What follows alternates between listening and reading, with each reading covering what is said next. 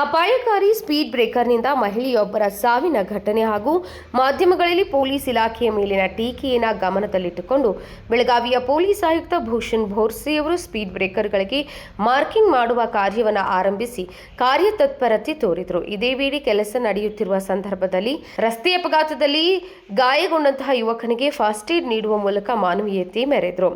ಕಾಂಗ್ರೆಸ್ ರಸ್ತೆಯಲ್ಲಿ ಸ್ಪೀಡ್ ಬ್ರೇಕರ್ಗಳ ಮೇಲೆ ಬಿಳಿ ಪಟ್ಟಿಯನ್ನು ಹಾಕುವ ಕೆಲಸ ನಡೆಯುತ್ತಿದ್ದ ವೇಳೆ ಏಕಾಏಕಿ ಟ್ರಾಫಿಕ್ ಜಾಮ್ ಉಂಟಾಯಿತು. ಅದೇ ಸ್ಥಳದಲ್ಲಿ ಒಂದು ಸಣ್ಣ ಅಪಘಾತ ಸಂಭವಿಸಿತು. ಕಾರೊಂದು ದ್ವಿಚಕ್ರ ವಾಹನಕ್ಕೆ ಡಿಕ್ಕಿ ಹೊಡೆದ ಪರಿಣಾಮ ದ್ವಿಚಕ್ರ ವಾಹನ ಸವಾರ ಯುವಕ ಗಾಯಗೊಂಡನು.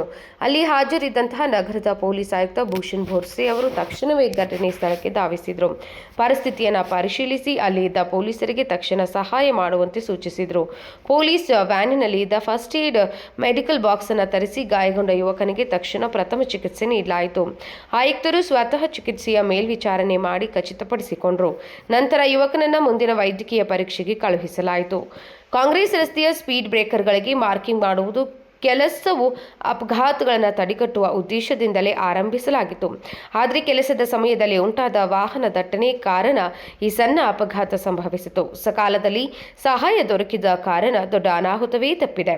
ಈ ಸಂದರ್ಭದಲ್ಲಿ ಪೊಲೀಸ್ ಆಯುಕ್ತರು ಹಾಗೂ ಪೊಲೀಸರಿಂದ ತೋರಿಸಲಾದ ಕಾರ್ಯತತ್ಪರತೆ ಮತ್ತು ಮಾನವೀಯತೆ ಸಾರ್ವಜನಿಕರ ಮೆಚ್ಚುಗೆಗೆ ಪಾತ್ರವಾಗಿದೆ.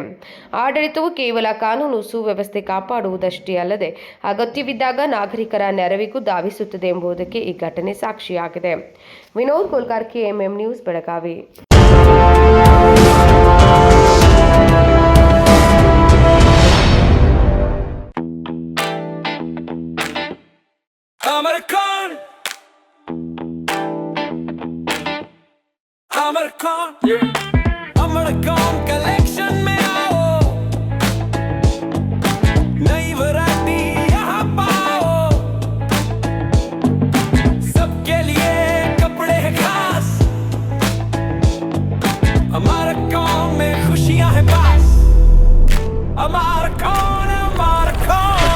अमरकॉन कलेक्शन, खड़े बाजार, बेलगाम।